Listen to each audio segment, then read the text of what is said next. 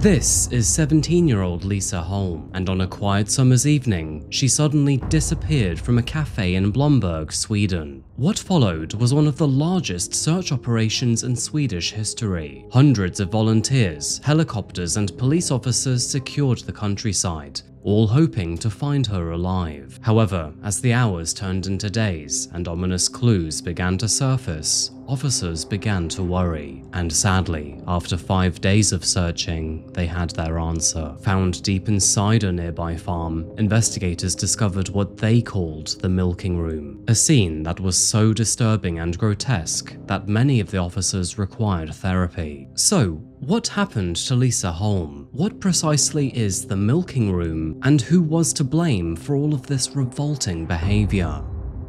Because there really is no better word to describe Lisa's killer. He was absolutely revolting, and the more that I look into this case, the more I realize that Lisa's final moments must have been nothing short of soul-destroying. This genuinely has to be one of the most horrifying cases that I've covered. In fact, it was so bad that many of the detectives on this case needed therapy afterwards. I mean, even just the nickname, the milking room, leaves shivers down my spine. Welcome back to Coffeehouse Crime, folks. My name is Adrian, and today we're looking at one of Sweden's most horrifying cases. By the way, did you know that Coffeehouse Crime is only run by me and 2 good friends, and of course Nero? But there are no corporations here, no Netflix studios, and no AI slop. So, if you do support channels like this one, please do consider subscribing. It really does help us out. And now, with all of that out the way, let's begin this story, because honestly, it is sincerely tragic. So, on that note, please grab yourself a coffee and let's caffeinate while we investigate. This is the case of Lisa Holm.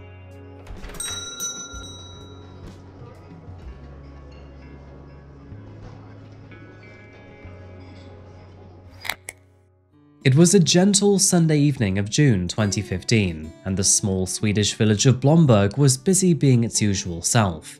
That being charming, quiet, and picturesque. Now, Blomberg is a place where life moves slowly and nothing bad ever happens, because, well, quite frankly, it doesn't have the population for it. Think of gentle hills, flat farmland, clusters of trees, and the occasional farmhouse, all enclaved in a very Nordic setting. And, unfortunately, for all of the wrong reasons, I'm sure you'll become familiar with this area as we go through the video. Sweden is a country that often ranks near the very top of most livable countries. And of course, the most important factors that are taken into consideration here are housing, education, and good healthcare. It ranks near the very top for global happiness, second in the world for healthcare, and 6th for overall quality of life. And with all of this in mind, it really does make you think they might be onto something here. And it's true, because good healthcare changes everything. Because no matter where you live, your quality of life depends heavily on your health. For example, have you ever been in that moment where everything seems to be going smoothly? You're just going through your week, you've got exciting plans, and then all of a sudden, boom,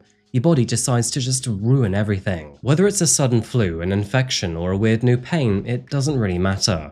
Suddenly, you're Googling symptoms at 11 PM and convincing yourself that you've got something dramatic. We've all been there before. However, instead of spiraling through a late-night doom scroll, let me tell you there is a better way to handle that. And that's where today's paid partner ZocDoc comes in. ZocDoc is a free website where you can search and compare high-quality in-network doctors, choose the right one for your needs, and then click to instantly book an appointment. And ZocDoc is not for just one type of care either. They have more than 100,000 providers across nearly every specialty, from primary care to dental health, eye care to urgent care to mental health, and more. It's a one-stop shop for all of your healthcare needs, and there's no need to call doctor's offices or wait on hold either, because ZocDoc lets you do everything online. Now, we've all experienced the difference between an okay doctor and a great one. I remember recently seeing a doctor about a shoulder injury that was making worse at the gym, and let's just say that this guy was straight out of a movie. If you've seen Rocky, you'll know exactly what I'm talking about, but this guy jumped out of his chair and shouted, "Adrian! Adrian! What are you doing? We need you to rest, reduce inflammation, and see a physio." Quite honestly, this guy was great, because not only was he basically telling me exactly why all of this was happening, but he was also treating me like a good friend. And he basically just made the entire experience so much better. which is exactly what I want in a doctor every time. And not only do you get this with ZocDoc, but when you find the doctor that you both want and need, you can also see their actual appointment opening times. Plus, ZocDoc helps you get appointments fast, typically within 24 to 72 hours of booking, and you can even score same-day appointments. So stop waiting, stop guessing, and start getting the care that you need. Go to ZocDoc.com/coffeehousecrime to find and instantly book a top-rated doctor today. That's ZocDoc.com/coffeehousecrime, because if Sweden's proven anything here, life really does get a lot better when your healthcare does too. Thank you ZocDoc for sponsoring today's video. Now let's get straight back to this case. It was on June 7th, 2015, that 17-year-old Lisa Holm was finishing her shift at a local countryside cafe near the foot of Kinnekulla, a beautiful hill that is framed by two lakes. Lisa Holm was known to be bright, dependable, and mature beyond her age. In fact, both of her parents, who now trusted her completely, felt comfortable enough to let her work at the cafe and even commute home alone. She had started her job at this cafe only a few weeks prior, and although her parents had driven her back and forth each week as she worked on weekends, today was the day that she could finally drive home alone on her new moped. It was around 6:23 p.m. and just as the sun set over the hills that Lisa sent a text message to her father. She said that she was basically finished locking up the cafe and she would be on her way home shortly. Now, this drive would usually take around half an hour, and it's one that she'd done countless times before. And although most of them were with her parents, she easily knew the way back home alone. This road wound through countless forests and farmlands and, in general, was considered to be extremely safe. It was peaceful here. And to be honest with you, the only threat you really had was a rogue Swedish meatball rolling down the hill. However, that evening, it was different, because Lisa would never make it back home. As those minutes turned into hours, concern gave way to dread, and by 8 o'clock, her father could no longer wait. That is when he jumped into his car and drove towards the cafe, scanning the empty roads for any sign of his daughter. When he arrived, he initially felt relieved, but only moments later his heart sank again. Although Lisa's moped was still there, parked neatly by the cafe, after inspecting the moped, he realized that the keys were still hanging loosely from the ignition. And as for her bag, well, that was right next to the bike itself. To make things even more worrying, not only was her helmet gone, but the cafe that she worked at was dark, silent, and empty. Lisa's father called out her name, but despite his best efforts, there was no answer. Only the sound of wind and the creak of old trees could be heard.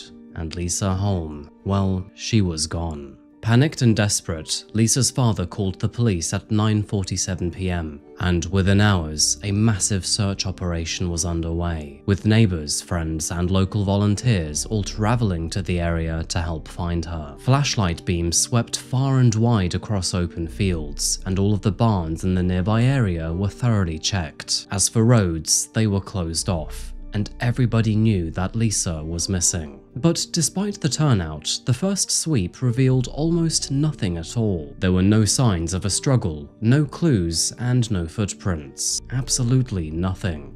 And with Lisa still missing, the investigators grew deeply unsettled. And that is when they found their first subtle clue. Inside of an old barn, which was located next to the cafe and across the road, police dogs caught wind of Lisa's scent. Now, the barn itself was essentially abandoned and nobody worked here. It was primarily used to store random pieces of furniture, but otherwise was just derelict. And so, moving into the barn, police realized that it was cluttered and contained random rubbish like old equipment, stacked wood, and dust all over the floorboards. But in the dirt, they found something important: a single black glove that was later confirmed to belong to Lisa. As midnight came and went, the situation escalated. In the space of only a few hours, the search party had grown into one of the largest operations that the region had ever seen. More police officers arrived, and the locals, they refused to sleep. Even people who barely knew Lisa joined in on the search, because things like this simply did not happen in Blomberg. By dawn, this quiet village had quite literally transformed. Makeshift command posts were set up, maps were covered in notes, and radios were buzzing with updates. And the community, close-knit as always, was in shock. A 17-year-old girl had vanished in their safe little town, and as the sun rose over the fields of Blomberg,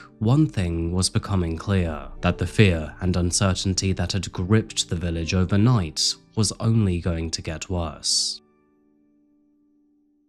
Now, with so much to unpack around this case, I'm going to take you through everything that followed, step by step. However, before we dive into the events that unfolded, we should first probably understand where all of this happened, and more importantly, who Lisa was.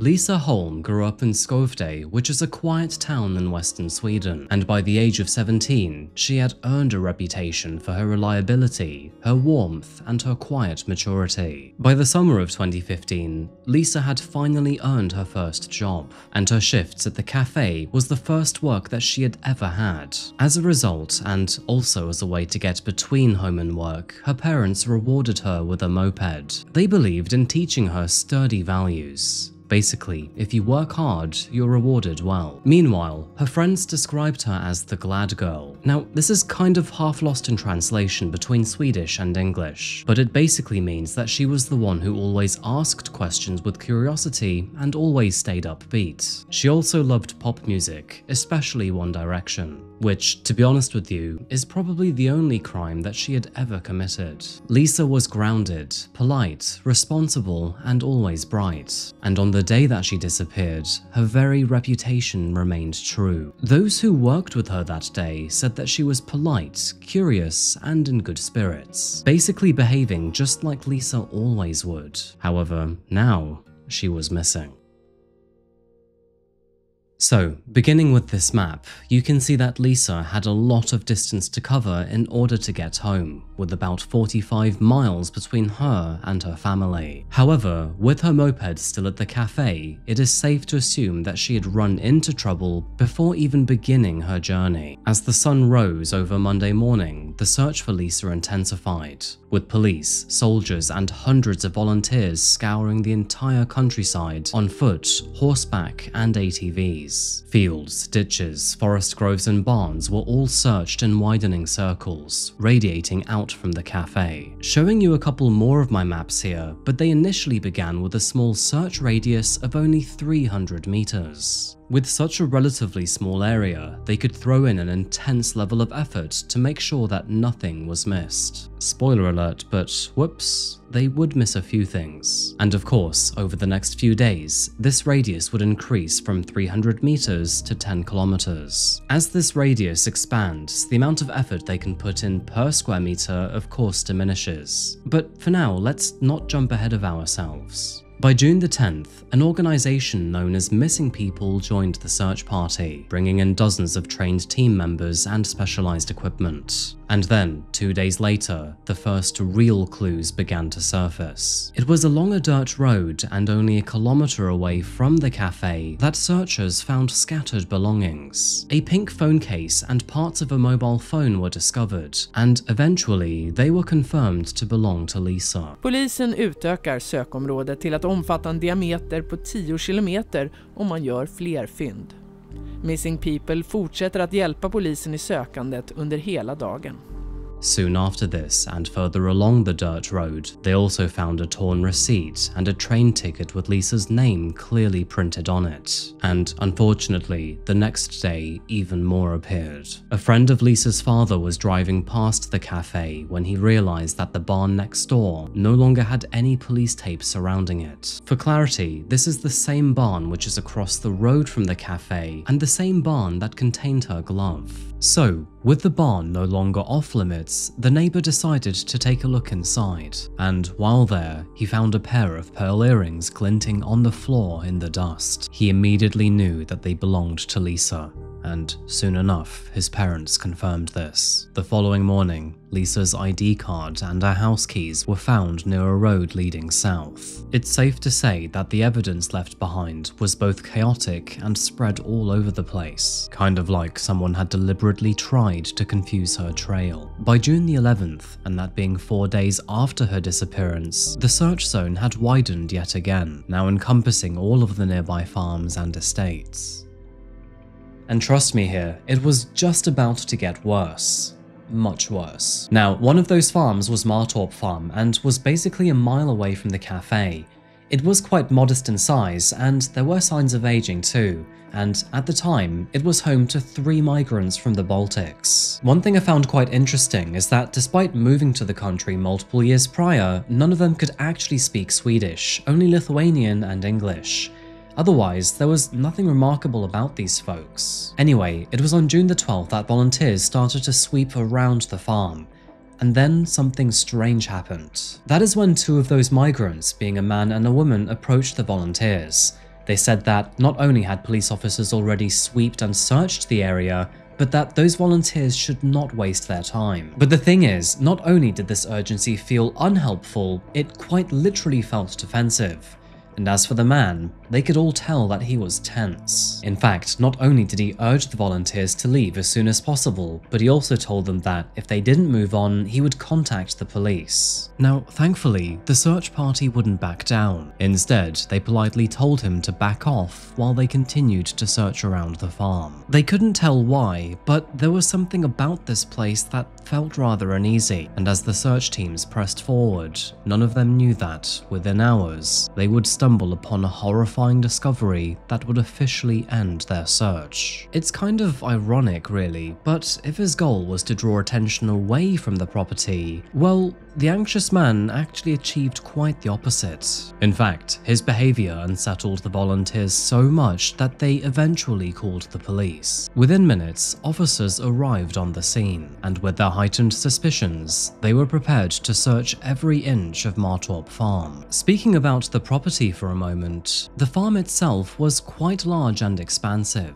To begin with, you had the main building where all of the migrants lived, and nearby you had 2 weathered barns which mostly held equipment. You could also find several wooded areas and, towards the back of the property, a few sheds which were scattered along the rural road. From this aerial shot, you can see exactly what I mean. The place was expansive, and there were many spots for an item or even a body to go missing. But what once looked ordinary now felt charged with unease. While officers were traveling towards Martorp Farm, they realized that most of Lisa's items which had now been found were actually on the way to the property. Through a little bit of research, I was able to piece together the exact locations of these items, and as you can see here, it painted a very clear direction in which way she was heading. And the fact that this farm was extremely close to the cafe, close enough that you could see both locations by drone, it was deeply concerning. As daylight began to fade,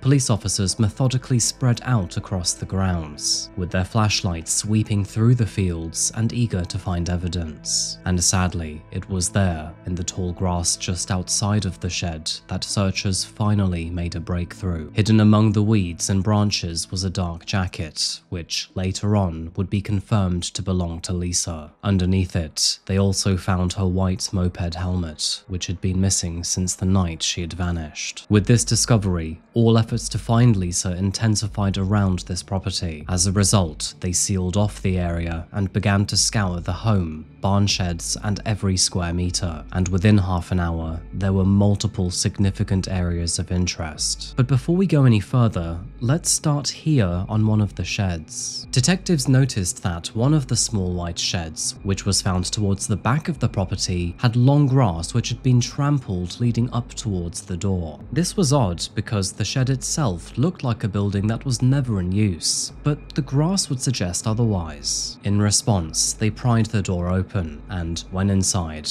officers noticed the horrible smell of death, and they knew that this was an unmistakable scent. Now, the shed itself consisted of 2 small rooms, that being a bedroom and a locker room. Now, the smell seemed to be coming from one of those lockers, and so one by one they opened them, and Tragically, they eventually found what they had been looking for all this time, because crammed within that narrow cabinet was Lisa's lifeless body. It appeared that she had been partially undressed, and her mouth was sealed shut with grey tape, and around her neck, officers spotted a knotted rope. Of course, this discovery was devastating. After nearly a week of tireless searching, it had all come to an end with the worst outcome imaginable. By nightfall, Martorp Farm was swarming with detectives in white suits, as they geared up to seal the area and search every corner. While there, they collected fibers, fingerprints, footprints, and a whole lot more. We'll go into those details in a while, but for now, let's just say that they did not walk away empty-handed. News of the discovery spread fast, and of course, once the volunteers, who had spent days trying to find Lisa, heard it, they all broke down in disbelief. I mean, from what I've seen and heard, even the most seasoned of officers just stood there in disbelief, completely silent and with tears in their eyes. And overnight, the village of Blomberg had turned into a nightmare. Now, obviously, as soon as Lisa's body was found, basically everyone turned their attention and suspicion towards those living on the farm. And I have to say, there was one man that stood out in particular, that being the same man who tried to wave off all of the volunteers. And his name was Nerijus Bilevičius, a 35-year-old man and a migrant from Lithuania. No surprise, he lived in that farm not only with his wife, but also his younger brother. And the following morning, all three of them were arrested for questioning. Now, at first glance, Nerijus was definitely forgettable. He was basically a quiet, broad-shouldered farmhand who mostly kept to himself. He moved to Sweden a few years earlier, supposedly to chase honest work and a better life. And Nerijus settled down quickly too, living on Martorp Farm with his wife, Irina, and his younger brother. He was polite enough when spoken to, but never really quite part of the community either. I mean, that's kind of obvious because he never bothered to try to learn the Swedish language. Now, unfortunately for Nerijus, when police searched his room, they uncovered a monster. His computer was packed full of violent pornography, and his online history also painted a picture of obsession, control, and sexual aggression. So, it was already not looking good for Nerijus. But when it came to actually linking him to Lisa's crime, he actually made it extremely easy for officers. And I'm talking incredibly easy, because these details are not for the faint-hearted. We'll go into more of this soon, but for now, let's just say that he left DNA from both exits. Lisa's clothing also contained traces of Nerijus's DNA too. Now, to reiterate, she had been found partially undressed and bound with tape, and although the autopsy report confirmed that she had not been sexually assaulted, everything else about the scene did suggest a sexual motive. Nerijus's neighbors would also share damning details too, because apparently some of them had even seen his car near the cafe on the evening of her disappearance. And it's not simply that he was just driving by, but he was quite literally idling and watching. In addition to this, a surveillance camera in a local gas station would also capture him later that evening, likely after all was said and done. And psychologically speaking, Nerijus was the textbook monster that was hiding in plain sight. He was supposedly a family man and a father, and somebody whose life looked ordinary from the outside. But inside, he was a predator who was just waiting for an opportunity. By the time that police sat him down in the interrogation room, they already knew that he was her killer. By now, Nerijus was cornered by evidence, including DNA, witness statements, and even his own arrogance. But despite this mountain of evidence against him, he still denied everything. Prašau, papasakok, ką tu galvoji. Neturiu aš jums ką be papasakot. Jaha, inget mer. Ką aš jums nesakau, vis tiek jūs manim nieko netikit. Oavsett vad jag säger, du tror inte på mig. From the moment that officers found Lisa's body, they worked with great caution to try to find out what precisely happened to her. And piece by piece, all of the evidence pointed towards Nerijus. I mean, just the DNA alone told a story that no lie could cover up. Now, I find that every story that I cover seems to have at least one extraordinary detail that just stands out from the rest. For example, last week, it was all about Scott Kalogi and his mental health. And this week, It's all about the crime scenes. So let's talk about each and every room in this investigation, because when put together, they paint a horrifying story. To begin with, detectives wanted to determine what precisely happened to Lisa, and in one of the farm's barns, they unfortunately found their answer. One of the rooms in this barn, which had previously been used for storing cow's milk, was covered in dust and grime. The entire place looked revolting, and almost as if it was straight out of a horror movie. But while they were in here, they noticed that one of the pipes looked ominously free from dust and debris, and after taking a closer look, they realized that both the pipe and the floor beneath it contained rope fragments. When analyzed and compared, they realized that the rope found around Lisa's neck was the same kind found in this room, which by now, detectives had infamously called the milking room. With all of this in mind, detectives were now able to confirm that Lisa had sadly been strangled right here in the milking room, and unfortunately, it doesn't stop there.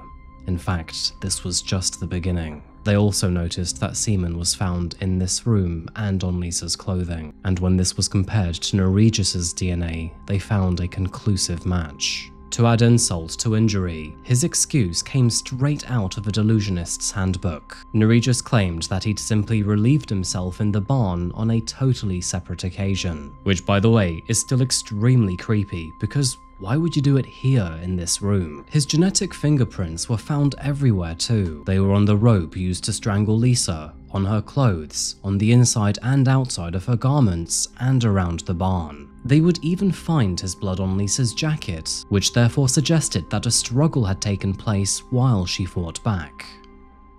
And it gets even worse, believe it or not, because found just outside of the milking room was a huge pile of human feces, and after sending it for analysis, it was confirmed to belong to Nerijus. This led officers to believe that just after murdering Lisa, Nerijus was so excited about what he had just done that he literally defecated himself. I mean, this has to be one of the most shameful moments in human history. Just imagine this for a moment. Like, not only did you just murder someone, but in the very same minute, you also crapped your pants. That wasn't it either, because going back to the cafe, which was only a mile away, officers realized that Nerijus would routinely break into the barn just across the road. And when they examined it more closely, they were in for a surprise. Police officers soon realized that one of the small rooms found inside that barn had a clear line of sight straight towards the cafe, and when they swept those four walls with the black light, what they found was deeply unsettling. They noticed multiple stains which were spattered across the walls, and lab tests would later confirm what everyone feared. Those splatters contained Nerijus's DNA. It appeared that he had been using that window and that vantage point to watch Lisa and other women while gratifying himself in secret. At this point, there really is no other way to put it. Nerijus is one of the most revolting people that I've ever researched. Now, of course, as I've already mentioned, Lisa's personal items, including her phone case, keys, jacket, and helmet, all formed a trail straight to Martorp Farm, which is where Nerijus was staying. And when asked where he was between 6:30 and 7:30 on the evening of her disappearance, Nerijus claimed that he was in his bedroom either sleeping or calling his mother. However, when police pulled his phone records, they noticed that his timing did not fit at all. His call came after Lisa had already disappeared, and several witnesses had even seen his car circling the cafe at around 7 p.m. And of course, then there was his own behavior, because Nerijus's pathetic attempt to wave volunteers away from the property would only bring more suspicion instead. I mean, to be honest with you, I think he probably would have been caught either way. However, he did absolutely make it easier for officers here. By now, the evidence against him was simply overwhelming. He was a man who was now surrounded by his own rope, tape, semen, blood, and lies. And maybe you would think that with this mountain of proof, he would finally confess that he was guilty. But outrageously, not for Nerijus. Instead, he tried to claim that he was innocent, but framed instead. So anyway, moving to the legal proceedings of this case, because unfortunately he wouldn't make it easy for us. Nerijus's trial began in autumn of 2015, and from the very first day of his trial, it was clear that this would be one of Sweden's most prolific cases. Reporters described the atmosphere as suffocating. and Lisa's parents were forced to sit only meters away from Nerijus. By the way, when he was led into the courtroom, both heavily guarded and wearing prisoner's clothes, the entire room fell silent. But even still, this man avoided all eye contact with Lisa's family, and his expression was basically unreadable. He barely reacted to anything that was said during his entire trial, which of course made him seem even more cold and detached than before. For many people, this would be the first time that anyone fully understood what happened that night, and the timeline goes something like this. At around 6:23 p.m, Lisa was locking up the cafe with 2 of her colleagues. She then texted her father to say that she would soon be on her way. After locking up, her 2 colleagues then went to catch a bus on the front side of the cafe, while Lisa herself headed to the back, which is where her moped was parked. This is why her colleagues never noticed what was going on. And, of course, she was intercepted by Nerijus only a few moments later. Evidence suggests that Nerijus, who had been lingering near the cafe for quite some time, watched her finish work. And when she was ready to set off, he then likely stopped her to ask for directions to a nearby town. We actually know this because he already tried to do the exact same thing with another woman only a few weeks prior. But after he asked her to get inside of his vehicle, she grew scared and walked away. Now, Nerijus probably claimed that he didn't understand Swedish, and so he asked Lisa to put the details in on his vehicle's GPS. And of course, when she was inside his car, that is when he likely incapacitated her. Investigators believe that he overpowered her, abducted her, and then forced her into one of the outbuildings at Martorp Farm, very likely being the milking room. When inside the room, a violent struggle then began. Lisa desperately fought back, which of course then led to traces of his DNA being found under her fingernails, and his blood later found on her jacket. Nerijus would eventually win the fight, and when he did, he restrained her with rope and duct tape. After killing her, Nerijus then panicked, defecated himself, and then gratified himself next to her, before then placing her body inside a locker in the shed and then scattering her belongings along the road to divert suspicion. With all of that said, it is kind of obvious how this trial would go, but before we get to the verdict, let's first take a moment to laugh at his defense. You see, his defense team claimed that apparently Nerijus was framed. They would even suggest that maybe even his wife or own brother could have been involved. This is absolutely insane when you think about it, because after a brief stint in custody, both of them were cleared of any involvement. In fact, his brother would even admit that Nerijus had begged him to create an alibi, claiming that if he didn't, they would probably blame the poor old immigrant for a crime that he had never committed. On November the 17th of 2015, the jury finally came back with a verdict. They found Nerijus guilty of murder, and as a result, he was sentenced to life in prison. However, his story would unfortunately not end here. In fact, it would get even worse before things got better. You see, prisons in Sweden aren't actually that bad at all. In fact, I'll leave a few pictures for you here. As you can see, they basically look like a hotel. And these pictures, by the way, they are the same place that Nerijus stayed in. They say that prisoners like Nerijus cost the taxpayer around $500 per day, which is just absolutely outrageous. And unfortunately, it gets even worse. In early 2017, Nerijus applied to be transferred to Lithuania to serve the rest of his life sentence, which on the surface makes no sense whatsoever, because prisons in Lithuania suck compared to Sweden. But eventually, it all made sense, because after being successfully transferred back to Lithuania, he then applied to have his sentence reduced under Lithuanian law. And the thing is, he actually won. Nerijus was therefore resentenced to serve only 15 years for the murder of Lisa Holm.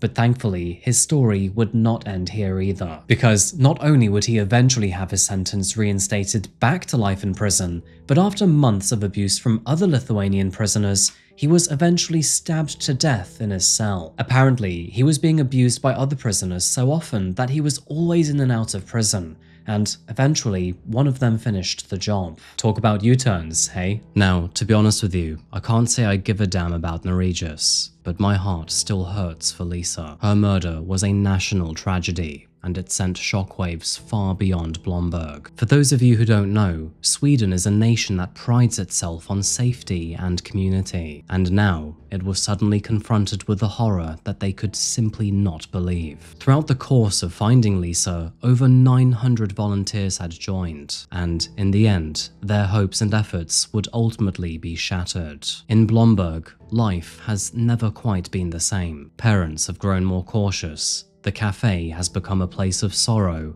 and the village has struggled to repair its reputation. Yet, from tragedy came solidarity. Throughout this nightmare, the Missing People organization gained national recognition, and as a result, has inspired thousands to volunteer. No surprise, Lisa's funeral, which happened on July the 7th, 2015, was far too large for her church to accommodate. Over 130 people filled the church, and there were hundreds upon hundreds more outside that were listening in through loudspeakers. During this funeral, friends described her as kind, creative, and full of dreams. A girl who loved horses and baking and hoped to one day study architecture here in Australia. In her honor, a cherry blossom tree was planted near the cafe, and every spring, its bloom reminds locals of her.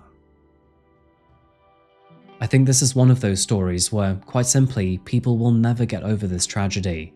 It was absolutely horrific what happened to Lisa, and I think Blomberg will always carry that scar. I think it's also tragic that this day was quite literally her first ever time driving home alone. I mean, it's just a story that has the darkest of details and the most horrifying of coincidences. So, what are your thoughts on this case? To begin with, what do you think about Lisa driving home alone? And secondly, what do you think about Nerijus' sentence and then re-sentence and then re-sentence?